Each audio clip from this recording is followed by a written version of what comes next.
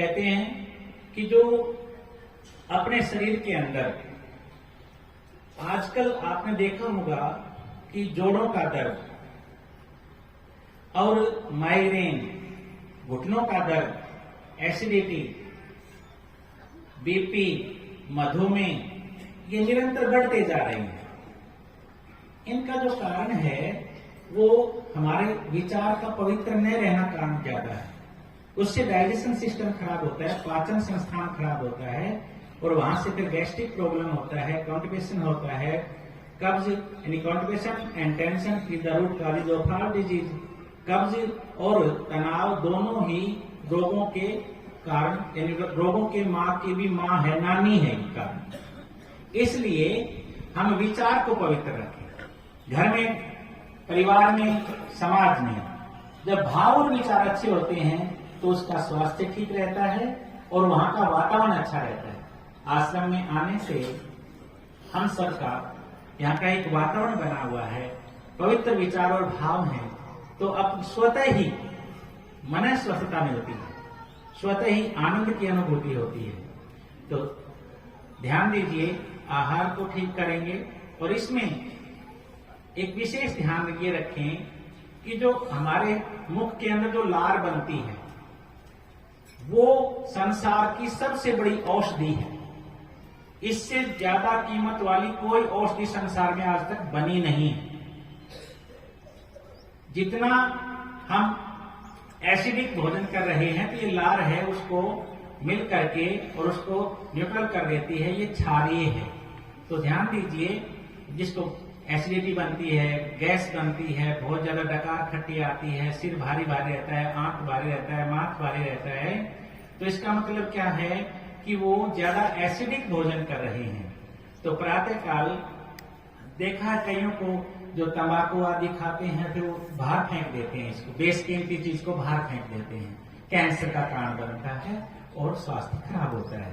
तो इसलिए भोजन को खूब चबा चबा करके खाएं और इसके साथ साथ प्रसन्न मुद्रा में रहें। हंसने से बढ़ करके, मुस्कुराने से बढ़ करके, प्रसन्न रहने से बढ़ करके संसार में कोई भी चटनी बनी ही नहीं है। आप हंसते मुस्कुराते हुए भोजन कर रहे हैं, प्रसाद कर रहे हैं, तो इससे बढ़िया और कोई चटनी नहीं है संसार के अंदर। तो उसको ध्यान रखें। पैदल चलें। अगर हम पैदल नहीं चलेंगे तो गोलियां चलने लगेंगी। और भोजन को भी सीमित मात्रा में लें। वो कहते हैं ना, 100 साल का भोजन 50 में खा लिया, दाना पानी खत्म हुआ तो प्रभु ने बुला लिया। तो इसलिए कम खाओ, खूब चबाओ, लंबा जियो, सुख पाओ, ये निशानी है ना जी। और इसके साथ साथ अपने दिनचर्या को भी ठीक रखें। Early to bed, early to rise makes a man healthy and wise. जल्दी सोए, जल्दी उठे, तनिक नहीं दुख पावे, बल बड़े बुद्धि बड़े, बहुत अधिक धनुष के घर आए। तो जल्दी सोना है और जल्दी उठ जाना है। जब बजे 10 तो करो बस, और जब बजे 4 तो हो जाओ तैयार, है ना जी। तो सुबह सुबह जल्दी उठ जाए, नहीं तो उल्टा हो जाता है तो सारे रोग लगेंगे, सारी बीमारियां लगेंगी, है ना जी। तो दिनचर्या को ठीक रखें। जो जल्दी उठ जाएगा, उठ करके माता पिता गुरुजनों से आशीर्वाद पाएगा, ताजा जल पीकर दूर घूमने जाएगा, दातुन करता आएगा, कसरत का नियम निभाएगा, ताजा जल से नहाएगा, भूख रख कर खाएगा, प्रभु के गुण गाएगा, स्वाध्याय करता जाएगा, ये 8 नियम निभाएगा, कोई रोग पास नहीं आएगा। यदि भूल चूक से आएगा तो मुंह खुलवा कर जाएगा। अब देखो, अपना खान पान बिगड़ा हुआ है। सारे बच्चे क्या खा रहे हैं? सारा बाजार का मृत भोजन खा रहे हैं, है ना जी। शादी में देख लो, बहुत बढ़िया बढ़िया फ्रूट की रेडी लगी हुई है, जूस की लगी, उधर नहीं भागेंगे। कहाँ भागेंगे? चाउमीन की तरफ भागेंगे, बर्गर पिज्जा की तरफ भागेंगे, बूढ़ी के बाड़ों पानी के पताशों की तरफ भागेंगे। बाड़ी खाने को भाई जवान भी खा लो, कुछ नहीं है। बूढ़ी के बाल फाड़ते बच्चे, कुछ भी नहीं उसके अंदर, है ना जी। तो देखिए, अपना सुबह सुबह लस्सी, राबड़ी, दही, खिचड़ी, है ना जी, ये खाया करते थे, खूब मस्त रहा करते थे, है ना। और मक्खन मलाई खाया करते थे। अब वो तो मक्खन मलाई को तो उतार करके रहते हो, मलाई नहीं खाता हूँ, दूध पीते ही नहीं है, लस्सी पीते ही नहीं है बच्चे, तो स्वास्थ्य तो बिगड़ेगा, है ना जी।